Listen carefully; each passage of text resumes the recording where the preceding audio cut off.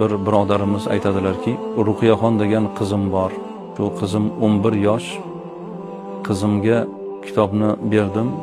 Mavlidi Sharif oyi boshlanishi bilan oila davrasida 1 soat, 1,5 soat shu kitobni o'qiy boshladik.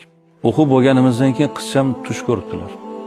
11 yoshli qizcha tush ko'ribdi. Tushida eski bir kulbani oldini supurib turgan ekan qizcha tushida.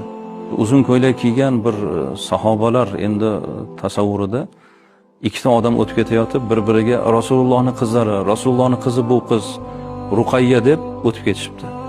Haligi qizcha uyg'onib ketibdi. Ko'rgan shuni aytib beribdi. Ya'ni qizcha o'sha hayotga tushib qolganda, kitob o'qib o'sha hayotda yashagan. O'sha ko'rganlari shu sahobalar, o'sha kulba u Rasulullohning hujralari. Ruqayya Rasulullohning Ruqayya qizlari. Shuni hammasini o'qigan o'sha qizcha shu hayotda yashagan. Ha qizim, sen Rasulullohning qizlarisan. Mana senga shu narsani belgisi bo'pti. Shunga kirib sahobalar ham seni Rasulullohning qizi debdi. Aslida men shunday niyat bilan qo'yganman, Ruqayya deb seni ismingni, sen Rasulullohning qizlarisan deb. Shunaqa ajoyib bir holat bo'ldi, qorakat edilar.